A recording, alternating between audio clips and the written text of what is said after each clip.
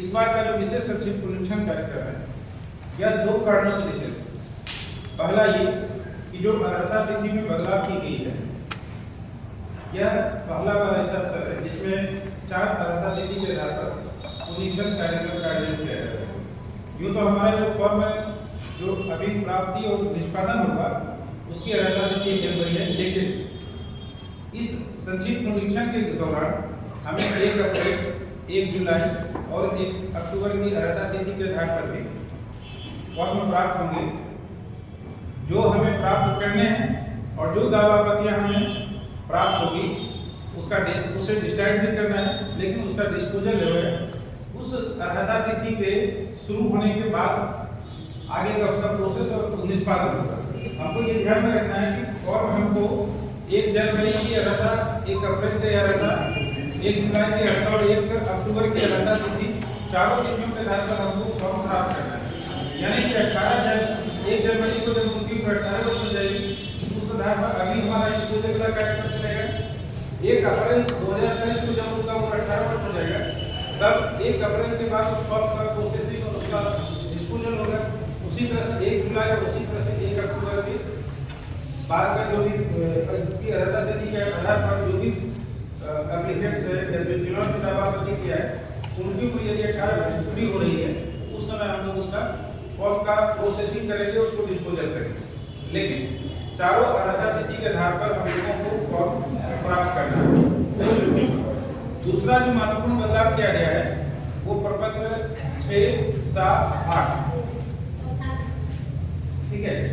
हम लोग अभी अर्हता तिथि के आधार पर बात करेंगे। हम लोग जो फॉर्म में जो परिवर्तन लाया गया है उसको किस प्रकार से हम लोग उसका एप्लीकेशन प्राप्त करेंगे, उसको किस प्रकार से डिस्पोज करेंगे, ठीक है। और हम लोगों का इस प्रोसेसिंग में कहाँ रोल है, क्या रोल है, उसको किस तरीके से करना है, इन सभी चीजों पर विस्तार से बात करेंगे। सबसे पहला अर्हता तिथि कि आप देखते होंगे कि अक्सर जैसे विधानसभा चुनाव या लोकसभा चुनाव होता था उस समय क्या होता था कि 1 जनवरी की अर्हता तिथि के आधार पर नाम तो जुड़ गया था। जैसे कि अगले साल 2023 में जो पुनरीक्षण का कार्य होगा 1 अक्टूबर के बाद होगा, ठीक है। जैसे इस साल इसके पहले साल जो पुनरीक्षण का कार्य होता था उसमें एक बार 1 जनवरी के आधार पर नाम जुड़ गया। उसके बाद जब अगर चुनाव मान लीजिए अक्टूबर नवंबर में है तब तक 1 जनवरी की अर्हता तिथि के आधार पर नाम जुड़ता था। मतलब कि जो छूट गया किसी कारणवश पुनरीक्षण अवधि 1 फरवरी को जिसका जन्म होता था या 1 अप्रैल को अगले 1 जुलाई को उसका नाम नहीं जुड़ पाता था, वो वोट देने से वंचित रह जाते। तो ऐसे युवा वर्ग जिनका नाम मतदाता सूची में नहीं आ पाता था और वो वोट देने से वंचित रह जाते थे, उन लोगों को निर्वाचक सूची से जोड़ते हुए वोट देने की प्रक्रिया में शामिल करने के उद्देश्य से ये बहुत ही महत्वपूर्ण परिवर्तन लाया गया। और पुनरीक्षण अवधि यह पहला का अवसर है जब एक साथ 4 अर्हता तिथि के आधार पर हम लोगों को फॉर्म कलेक्ट करना है, उसका प्रोसेसिंग करना है। जो फॉर्म में महत्वपूर्ण बदलाव लाया गया है इसमें फॉर्म 6 में सबसे जो पहला महत्वपूर्ण पक्ष है कि गवर्नमेंट भी अपना देखते रहना है, जो बताया जा रहा है अपना गवर्नमेंट देखते रहना है। फॉर्म 6 में जो सबसे महत्वपूर्ण बदलाव लाया गया है वो बदलाव ये है कि पहले कोई एप्लीकेंट जिसका नाम किसी विधानसभा में पूर्व से जुड़ा हुआ था, यदि वो किसी अन्य विधानसभा में जाकर अपना नाम जुड़वाने के लिए प्रपत्र 6 में आवेदन करता था तो उसको अपने पूर्व निर्वाचक सूची का जो रजिस्ट्रेशन होता था, जैसे कि अगर मेरा नाम मुजफ्फरपुर विधानसभा में अभी जुड़ा हुआ है, हम चाहते हैं कि मेरा नाम पटना में जुड़ जाए, तो ऐसी स्थिति में पहले की दशा में हमको फॉर्म 6 में आवेदन करना होता था और उसमें अपना मुजफ्फरपुर वाला डिटेल भरना पड़ता था। उसके आधार पर मेरा नाम पटना में जुड़ने के लिए संबंधित ईआरओ के पास चला जाता था और वहीं से हमारा जैसे डिस्चार्ज हुआ हमारा डिटेल ईआरओ मुजफ्फरपुर विधानसभा के पास नाम विलोपन के लिए आ जाता था। एक ईआरओ के पास रिक्वेस्ट चला गया डिलीशन के लिए और एक ईआरओ के पास चला जाता था एडिशन के लिए। लेकिन इस बार ये महत्वपूर्ण परिवर्तन किया गया है कि फॉर्म 6 के थ्रू सिर्फ और सिर्फ हमारा एडिशन होगा। सिर्फ मतलब नया जो एप्लीकेंट्स होंगे जिनकी उम्र 18 वर्ष हो रही है जिसकी अर्हता तिथि को, ठीक है, तो उनका सिर्फ नाम जोड़ने के लिए प्रपत्र 6 में आवेदन दिए जाएंगे। एक विधानसभा से दूसरे विधानसभा में जो ट्रांसफर की स्थिति थी वो अब इस फॉर्म के थ्रू नहीं होगा। दूसरा जो महत्वपूर्ण प्रपत्र 6 में चेंजिंग लाया गया है उसमें ऑप्शन हमको दिया गया है कि हम डेट ऑफ बर्थ और एड्रेस प्रूफ के लिए कई सारे डॉक्यूमेंट उसमें जो चिन्हित किए गए हैं उस डॉक्यूमेंट में से कोई भी डॉक्यूमेंट एप्लीकेंट से प्राप्त कर सकते हैं, उनके पास जो भी उपलब्ध है। ठीक है, आधार कार्ड उसमें कॉमन है, आधार कार्ड कॉमन है। आधार कार्ड को हम इसलिए यहाँ पर बता रहे हैं कि आधार कार्ड के उद्देश्य से अभी 1 अगस्त से जो कार्यक्रम शुरू हुआ था, है ना, मतदाता सूची के शुद्धिकरण का, जिसमें प्रपत्र 6B के माध्यम से हम लोग आधार प्राप्त कर रहे हैं। अभी कार्यक्रम खत्म नहीं हुआ है, वो कार्यक्रम चल रहा है 30 मार्च तक। तो उसके थ्रू जो हम लोग आधार प्राप्त कर रहे थे, तो नया जो एप्लीकेंट्स का नाम हमारे रोल में जुड़ेगा तो उन लोगों का भी हम लोगों को आधार प्राप्त करना है, ताकि आधार प्राप्त करने के बाद उनका आधार का डाटा जो है डाटाबेस में चला जाए और इन फ्यूचर अगर वो एक बार जुड़ गया नाम तो कहीं दूसरी जगह नाम जोड़ने के लिए आवेदन देते हैं तो उसका ऑटोमेटिक डाटा जो है वो ERO फेच कर ले और डुप्लीकेसी का जो केस आता है वो ऑटोमेटिक जो है उसको रोक लेगा। हम लोग इस पर फोकस करेंगे कि प्रपत्र 6 के साथ आधार कार्ड हम लोगों को प्राप्त हो। आधार कार्ड प्राप्त होने की स्थिति में एक आपको प्रॉब्लम हो सकती है कि उसका जो एड्रेस वाला जो पोर्शन होता है उसमें हो सकता है कि वो एड्रेस आपको दिल्ली का लिखा हुआ मिल जाए, हरियाणा का मिल जाए, या हो सकता है कि पटना का या किसी ग्रामीण क्षेत्र का उसमें एड्रेस मिल सकता है। तो ऐसी स्थिति में क्योंकि उनके समान तौर पर निवास का आपको वेरिफिकेशन करना है, तो उनका सामान्य तौर पर निवास स्थान का जो पता होगा उसके लिए कोई दूसरा डॉक्यूमेंट हम उनसे प्राप्त करेंगे। ठीक है, उनसे कोई दूसरा डॉक्यूमेंट प्राप्त करेंगे। इसमें एक जो आधार डाटा के बारे में बता रहे हैं, तो जैसे आधार कार्ड दिया तो उसमें एक कॉलम दिया गया है फॉर्म 6 में, उसको आप देखिएगा फॉर्म 6 में कॉलम दिया हुआ है आधार नंबर लेने के लिए। ठीक है, हालांकि ऑप्शनल है, लेकिन हमारा उद्देश्य ये होगा कि आधार नंबर भी उनसे हम भरवा करके प्राप्त करें। ठीक है, आधार नंबर से प्राप्त करने और ये मैक्सिमम चांसेस है कि 99% लोग जो भी आपके पास एप्लीकेशन लेकर के आएंगे वो आधार ही आपको देंगे, क्योंकि एक ऐसा कॉमन डॉक्यूमेंट है जिसमें डेट ऑफ बर्थ भी रहेगा, एड्रेस भी रहेगा, तो ये आपको सर्वसुलभ होगा, आसानी से आपको प्राप्त हो जाएगा। और उसी दरमियान हम लोगों को प्रयास ये नहीं करना है कि जो एप्लीकेंट्स आते हैं उनको मतदाता सूची हम लोग दिखा देंगे कि आपके परिवार के और लोगों का नाम कहीं से जुड़ा हुआ है क्या।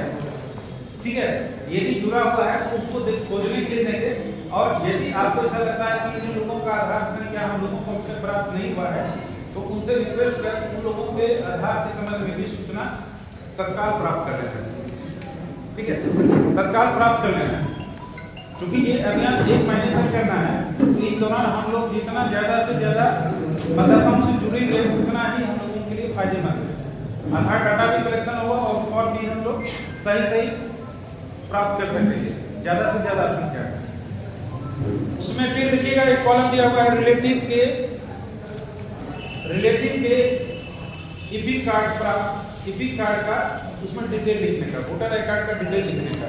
ये ऑप्शन इसलिए दिया गया है कि उस व्यक्ति का या उस एप्लीकेंट का नाम उसी संबंधित पार्ट पर जाकर जुड़े जहां पर उसके परिवार के अन्य सदस्यों का नाम दर्ज है।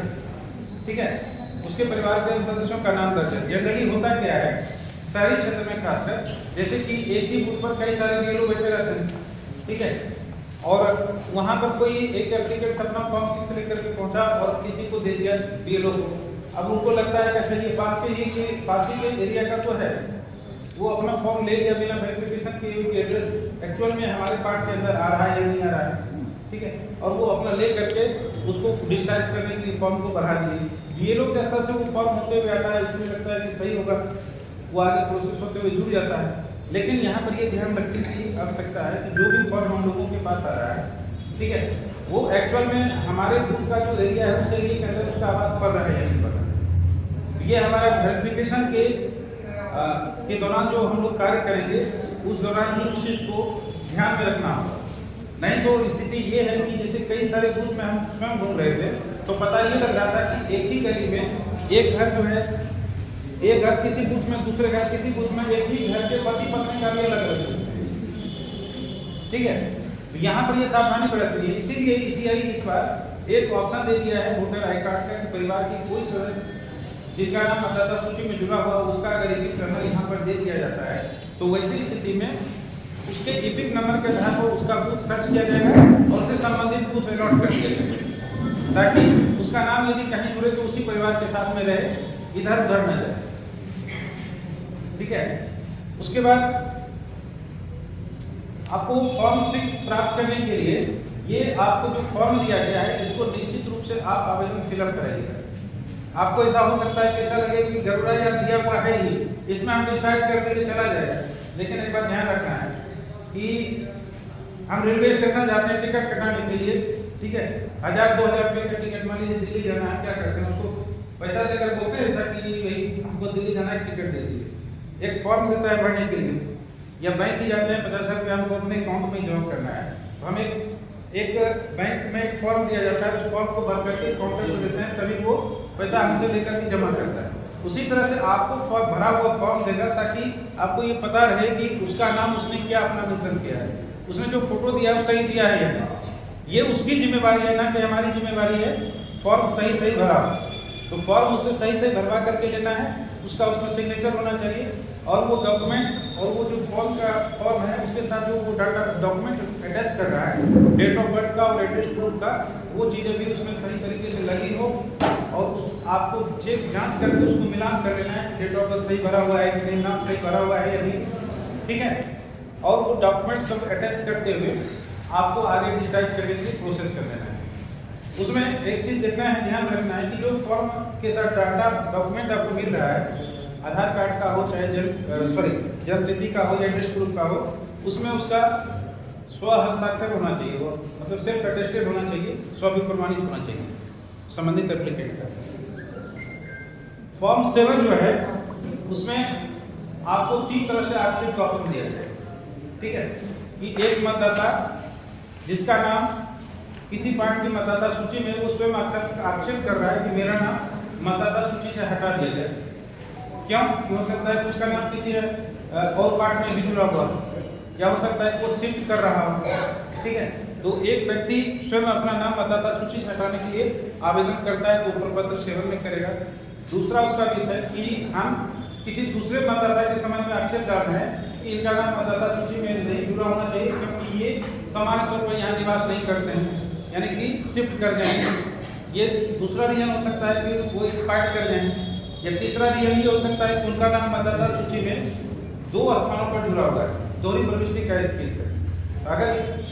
अगर इस तरीके से कोई आदमी आक्षेप करना चाहे तो वो मैक्सिमम एक आदमी किसी 5 व्यक्ति के संबंध में आक्षेप कर सकता है। आपको जो कोई फॉर्म प्राप्त हो रहा है किसी के द्वारा ऑब्जेक्शन किया हुआ, या आप स्वयं उस चीज को देख रहे हैं तो इसमें ध्यान रखना है कि एक व्यक्ति मैक्सिमम 5 के समय ऑब्जेक्शन कर सकता है, 5 से ज्यादा नहीं होना चाहिए, ठीक है। तीसरा है कि प्रपत्र 6 के माध्यम से कोई व्यक्ति अपना नाम मतदाता सूची में जोड़ने के लिए आवेदन किया है तो उस आवेदन के आलोक में फॉर्म जैसे डिस्चार्ज होता है, डिस्चार्ज होने के बाद उसका प्रपत्र 9 में एक लिस्ट क्लेम ऑब्जेक्शन का प्रकाशित किया जाता है, ठीक है। अगर कोई व्यक्ति उसको लगता है कि जो प्रपत्र 9 में क्लेम ऑब्जेक्शन प्रकाशन हुआ है उसमें किसी व्यक्ति का नाम वो देख रहा है कि नहीं इसका तो नाम जुड़ना नहीं है, यहाँ रहता नहीं, यहाँ का निवासी नहीं, वो क्या करेगा, प्रपत्र 7 में ऑब्जेक्शन कर दिया है, इसका नाम नहीं जुड़ना चाहिए, ये यहाँ के लिए एलिजिबल नहीं है। तो ये तीनों केस में प्रपत्र 7 हमको प्राप्त होते हैं। लेकिन एक चीज में एक यहाँ जो ध्यान रखने वाली बात है कि किसी मतदान केंद्र पर हमारा जो डिलीशन का केस होना चाहिए, खासकर स्पेशल समरी डिवीजन के दौरान, यदि वो 2% से अधिक होता है, आपके कुल मतदाता की संख्या का 2% से अधिक है, तो वैसे केस में वहाँ पर स्पेशल जांच हो सकती है।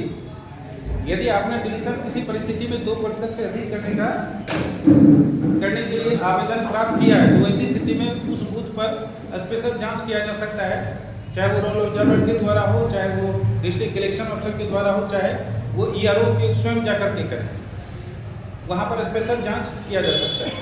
तो इस चीज़ को आपको ध्यान में रखना है कि जो भी डिलीशन हो सही हो, और जो डिलीशन के लिए जो भी फॉर्म प्राप्त हो रहा हो उसकी वस्तुनिष्ठ तरीके से आपके द्वारा निश्चित रूप से जांच होनी चाहिए कि जो आवेदन है वो सही है। डिलीशन के केस में देखिए, जो जिनकी मृत्यु हो चुकी है, हम पहले से आपको बता रहे हैं कि उसमें हम लोग एक प्रयास कर रहे हैं कि संबंधित परिवार के सदस्य से एक अंडरटेकिंग ले लें। ठीक है, अंडरटेकिंग ये ले लें कि चूंकि मृत्यु प्रमाण पत्र मिलने में कठिनाई मुश्किल है, तो वैसी स्थिति में यदि परिवार का कोई सदस्य एक अंडरटेकिंग देता है कि हाँ भाग संख्या इतना, ये 94 मुजफ्फरपुर विधानसभा निर्वाचन क्षेत्र के भाग संख्या इतना के मतदाता सूची की क्रम संख्या इतना पर दर्ज मतदाता श्री ये या श्रीमती ये का निधन हो चुका है, इनका नाम मतदाता सूची से हटाया जा सकता है। अगर वो एक अंडरटेकिंग दे रहा है तो हम लोग उसको लेते हुए उसको एक प्रमाण पत्र के रूप में अपलोड कर देंगे। ठीक है, ताकि वैधानिक तरीके से हमारा डिस्पोजल हो। अब ये सोचना कि वो आदमी मर गया है, तो भाई मर गया है तो उसको हटाने में क्या दिक्कत है? वो ठीक वही चीज़ है कि आदमी मर गया है, उसको सीधे ले जाकर जलाने में क्या दिक्कत है? सीधे तो जलाते नहीं, उसके लिए विधि विधान है, कुछ प्रोसेस करना पड़ता है। ठीक वही तरह से मतदाता सूची में नाम हटाने के लिए भी प्रोसेस हम लोगों को करना है, उसके लिए कुछ रूल्स रेगुलेशन बनाए गए हैं जिसको फॉलो करना है। इसके बाद है प्रपत्र 8। प्रपत्र 8 में आप पहले सुनते होंगे कि सिर्फ जो हमारी मतदाता सूची में किसी व्यक्ति विशेष के संबंध में, मतदाता के संबंध में प्रविष्टियाँ हैं, उसमें सुधार के लिए आवेदन दिया जाता है ना। पहले ये चीज़ था, यदि कोई प्रविष्टि है जैसे कि नाम, रिलेटिव नेम, उसका उम्र है, उसका फोटो है, उसका एड्रेस है, उसमें से कोई प्रविष्टि में सुधार करना है तो फॉर्म 8 में आवेदन प्राप्त किया जाता है। लेकिन अब इसमें बहुत ही मेजर चेंज किया गया है। पहला जो मेजर चेंज ये है कि जो स्थानांतरण यानी कि शिफ्टिंग का जो केस होता था, शिफ्टिंग का केस जो पहले फॉर्म 8 क के माध्यम से एक बूथ से दूसरे बूथ में करते थे, अब 8 क खत्म हो गया, उसके जगह पर फॉर्म 8 आ गया है। अब हमको एक बूथ से दूसरे बूथ में ट्रांसफर करना है अपना नाम, तो फॉर्म 8 के आधार पर ही वो हम एक बूथ से दूसरे बूथ में शिफ्ट करेंगे। ठीक है, ये आवश्यक नहीं है कि एक बूथ में जाकर पहले फॉर्म 7 भर के डिलीशन कराएं, फिर दूसरे बूथ में फॉर्म 6 भर करके नाम जुड़ना है। फॉर्म 8 यदि भर देते हैं और उसके साथ जो संबंधित डॉक्यूमेंट है, उसके एड्रेस प्रूफ का अगर वो अटैच कर देते हैं, तो उस केस में उनका नाम संबंधित पार्ट पर ट्रांसफर हो जाएगा। ट्रांसफर के केस में दूसरा स्थिति ये है कि यदि वो एक विधानसभा से किसी दूसरे विधानसभा में अपना नाम ट्रांसफर कराना चाह रहा है, ठीक है, तो वैसे केस में वो फॉर्म 8 के माध्यम से ही अपना आवेदन डालेगा, ताकि एक विधानसभा से दूसरे विधानसभा में उनके रेसिडेंस चेंज होने के संबंध में उनका नाम दूसरे विधानसभा के सूची से जुड़ सके। तीसरा, इसमें जो दूसरा महत्वपूर्ण चेंजिंग है वो है कि मतदाता सूची में किसी भी प्रविष्टि में सुधार के उद्देश्य से यदि कोई आवेदक फॉर्म 8 के माध्यम से आवेदन करता है तो मैक्सिमम 4 प्रविष्टियों के संबंध में वो अपना आवेदन डाल सकता है। ठीक है, या तो नाम हो, रिलेटिव नेम हो, उसका डेट ऑफ बर्थ हो या फोटो, ये 4 चीज हो गया। या फिर एड्रेस ले लीजिए, डेट ऑफ बर्थ ले लीजिए, रिलेटिव नेम ले लीजिए, या फिर फोटो ले लीजिए। मतलब कोई भी 4 एंट्री जो है उनका वो एक बार में सुधार कर सकते हैं। पहले ये सुविधा आम मतदाताओं के पास उपलब्ध नहीं था। ठीक है, उसके बाद नेक्स्ट है कि यदि किसी मतदाता का जो वोटर आई कार्ड है उसको प्राप्त नहीं हुआ, नाम जुड़ गया सूची में लेकिन उसको वोटर आई कार्ड नहीं मिल पाया। दूसरा केस हो सकता है कि उसका वोटर आई कार्ड कहीं लॉस्ट हो गया है, गुम हो गया है, उसको मिल नहीं पा रहा है। ठीक है, तो वैसा केस में मतदाता सूची में जो मतदाता सूची में नाम जुड़े होने के बाद भी उनको जो वोटर आई कार्ड नहीं मिला है, तो उसके लिए भी यदि कोई आवेदक यदि कोई व्यक्ति आपको ऐसा मिलता है तो उन्हें आप सजेस्ट करेंगे कि आप फॉर्म 8 भर करके अपना नया वोटर आई कार्ड है ना फ्री ऑफ कॉस्ट प्राप्त कर सकते हैं। क्योंकि वोटर आई कार्ड अब डायरेक्ट जो है संबंधित मतदाता के घर पर उसके एड्रेस पर बाय पोस्ट भेजा जाता है, इसलिए जब वो फॉर्म 8 में आवेदन डालेंगे तो उनका जो है वोटर आई कार्ड स्वतः बनते हुए उनके घर पर बाय पोस्ट चला जाएगा। ठीक है, नेक्स्ट ऑप्शन है उसमें कि PWD मार्किंग का। मतदाता सूची में देखिए एक है कि नाम जुड़ा हुआ है, ऑलरेडी पहले से नाम जुड़ा हुआ है, और यदि ऐसा कोई मतदाता आपके नज़र में है जो कि दिव्यांग है, ठीक है, और नाम उनका सूची में जुड़ा हुआ है, तो वैसी स्थिति में उनका जो दिव्यांगता प्रतिशत है उसको हम फॉर्म 8 के माध्यम से उसको हम नोट करेंगे। उसके लिए डॉक्यूमेंट उनसे हम उपलब्ध कराने का अनुरोध करेंगे कि आपके पास यदि दिव्यांगता प्रतिशत से संबंधित कोई डॉक्यूमेंट हो, सर्टिफिकेट हो, तो उसका एक फोटोकॉपी हमको उपलब्ध करा दें। और दूसरा है कि यदि नाम जोड़ने के संबंध में ऐसे किसी दिव्यांग व्यक्ति से आपके पास प्रपत्र 6 में आवेदन आता है, तो उस समय भी उनका नाम जोड़ने के समय ही प्रपत्र 6 में दिव्यांगता से संबंधित सर्टिफिकेट और प्रतिशतता जो कितना उसमें मेंशन होता है, दिव्यांगता का कितना प्रतिशत है, वो चीज़ भी हम फॉर्म 6 में उससे नोट कर देंगे। ठीक है, ये हमारा जो है 6, 7, 8 जो प्रोसेस होना है उस चीज़ के बारे में आपको जानकारी दी गई है। अभी यहाँ तक में आपको कुछ भी कंफ्यूजन हो, कोई समस्या हो, कोई चीज़ समझ में ना आया हो कि क्या करना है, पूछिए, कोई दिक्कत हो तो, नहीं तो फिर आगे बढ़ेंगे। तो ये हमारा था फर्स्ट स्टेप कि फॉर्म हमको एप्लीकेंट से कलेक्ट कर लेना है। ठीक है, अब यहाँ से हमारा आगे का कार्य शुरू होता है कि उसको हमको डिस्चार्ज कैसे करना है। हमारे पास 2 तरह का ऑप्शन है कि यदि आपके पास फॉर्म मिला उसको हम उसी दिन गरुड़ा ऐप के माध्यम से डिस्चार्ज कर देंगे, या फिर कोई भी समस्या हो सकती है एंट्री करने में, कभी गरुड़ा ऐप काम नहीं करता है, कुछ नेटवर्क का इशू हो, कभी कुछ हो, वैसी स्थिति में उसको हम क्या करेंगे कि हमारे कार्यालय यारो कार्यालय में आकर फॉर्म को जमा कर देना है। जैसे आज शाम में स्पेशल कैंप चला, आज हमारा जो भी फॉर्म कलेक्शन हुआ है कल सुबह उसको कार्यालय में जाकर जमा करा देंगे ताकि उस समय उसको हम डिस्चार्ज करा सकें। ठीक है, तो डिस्चार्ज करने के लिए हमारे पास 2 मेथड है, एक गरुड़ा ऐप का है, दूसरा है यारोनेट। तो यारोनेट के माध्यम से भी हम लोग उसको डिस्चार्ज कर देंगे। अब देखिए, डिस्चार्ज करने के बाद अब आता है उसका नंबर कि उसको किस बूथ में असाइन किया गया है। अब यहाँ पर एआरओ का काम होता है कि उस संबंधित जो फॉर्म हमारे पास कलेक्ट हुआ है उस फॉर्म का बूथ कहाँ हम असाइन करें। ठीक है, बूथ असाइन होता है, उसका सेक्शन असाइन होता है और उसका बीएलओ असाइन किया जाता है। तो जिस पार्ट में उसको डाला गया है, उसका फॉर्म रखा गया है, उसी पार्ट के बीएलओ उसी पार्ट के सेक्शन को उसके एड्रेस के आधार पर, है ना, चिन्हित करते हुए उसका सेक्शन और बीएलओ असाइन कर देते हैं। और जैसे ही असाइन होता है ऑटोमेटिक मोड में, ऑटो मोड में वो आपके गरुड़ा ऐप पर चला जाता है। उसका चेकलिस्ट जनरेट होकर ऑटोमेटिक जो है आपके गरुड़ा ऐप पर चला जाता है। ठीक है, फॉर्म आप भरे, आप लाए, वो डिस्चार्ज हो गया, डिस्चार्ज होकर के फिर उसका बूथ असाइन हुआ, बूथ असाइन होने के बाद उसका चेकलिस्ट जो है जनरेट होकर ऑटोमेटिक आपके गरुड़ा ऐप पर होम पेज पर दिखने लगेगा। क्योंकि फॉर्म 6 से संबंधित कितना चेकलिस्ट आपके पास आया है, 7 का कितना आया है, 8 का कितना आया है। आपको बस यही करना है कि 12-13 के बाद जो भी फॉर्म आपको कलेक्ट हुआ है आप यहाँ दे देंगे, टाइमली हम लोग डिस्चार्ज करा देंगे, उसका बूथ असाइन हो जाएगा। उसके बाद जो है उस दिन से आपके मोबाइल पर चेकलिस्ट ऑटोमेटिक जनरेट होकर के जाना शुरू हो जाएगा। आपका सिर्फ यही काम है कि सुबह में जैसे एक बार व्हाट्सएप चलाते हैं या कभी फेसबुक खोलते हैं, बस 1 मिनट गरुड़ा ऐप को भी फोन करके देखना है कि उसमें कोई चेकलिस्ट तो नहीं आ गया। ठीक है, एक बार जरूर खोल करके 1 मिनट के लिए भी देखना है। जो भी चेकलिस्ट आपके पास आता है वो हम आपको 2 रूप में उपलब्ध कराएंगे, जो ऑनलाइन मोड में दिया है और दूसरा ऑफलाइन मोड में भी हम आपको देंगे। ऑफलाइन मोड में इसलिए देंगे कि संबंधित एप्लीकेंट का सिग्नेचर भी उसमें लेना है।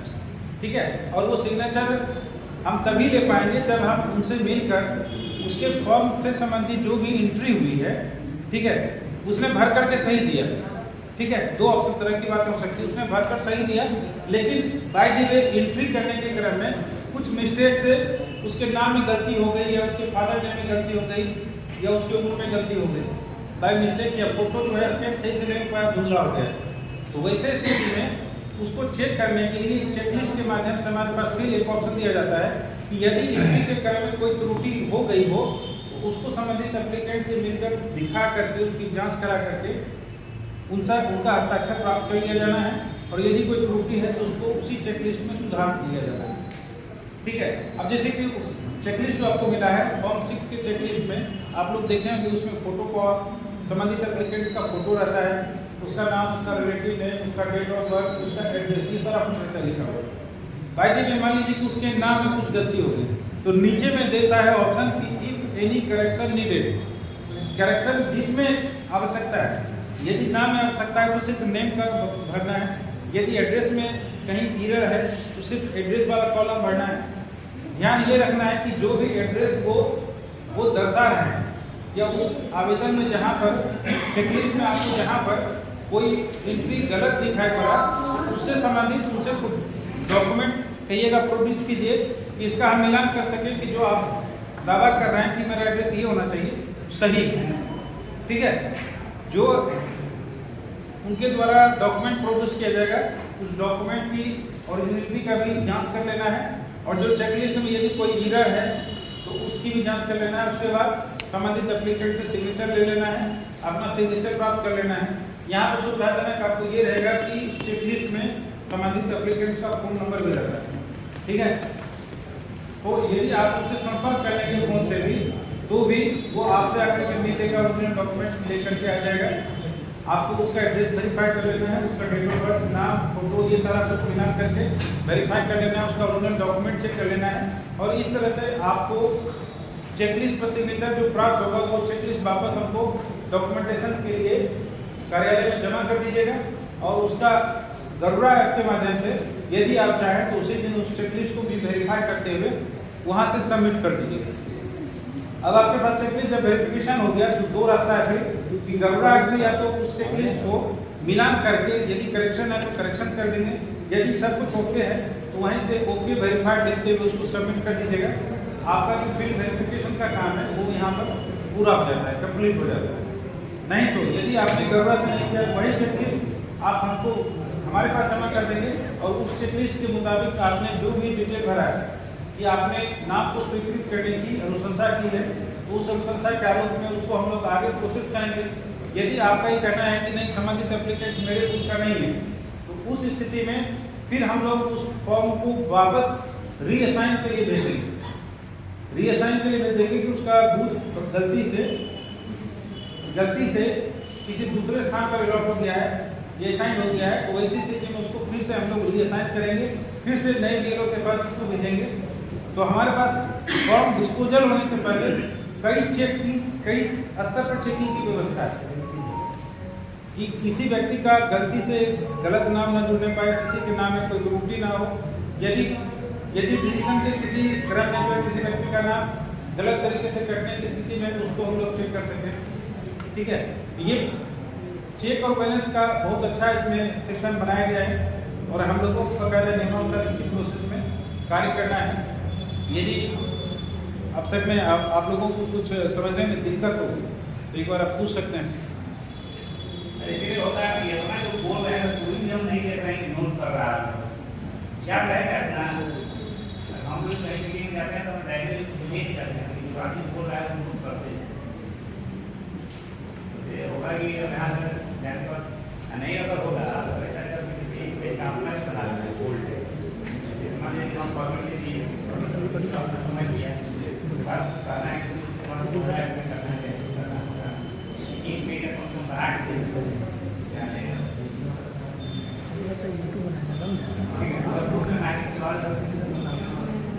तो ये हम लोगों का देखिए दो लेवल पर काम है। जो एज ए डीएलओ हम लोग जो टास्क परफॉर्म करते हैं उसमें दो स्तर पर काम है। पहला फॉर्म कलेक्ट करना, दूसरा जो फॉर्म डिजिटाइज होने के बाद उसका जो चेकलिस्ट जनरेट होता है उस चेकलिस्ट का संबंधित एप्लीकेंट से मिलकर वेरीफाई करना। ठीक है, कि जो फॉर्म उन्होंने दिया था और उस फॉर्म के बिहाफ में जो एंट्री हुई है दोनों सही है या उसमें कुछ गलती तो नहीं होगी। ठीक है, आपने उसका एड्रेस वेरीफाई कर लिया और आपने उस एप्लीकेंट का डॉक्यूमेंट ओरिजिनल डॉक्यूमेंट चेक करके वेरीफाई कर लिया कि उनके द्वारा किया गया दावा सही है, तो उस आधार पर आप उनका नाम जोड़ने के लिए अनुशंसा कर सकते हैं। ठीक है, और बाकायदा इसी चीज के लिए इतना अलग अलग लेवल पर अलग अलग एक चैनल में अलग अलग लेवल तैयार किया गया है ताकि ये काम जो प्रोसेस में हो और बिल्कुल सही हो। तो ये देखिए हम लोगों का जो ये एक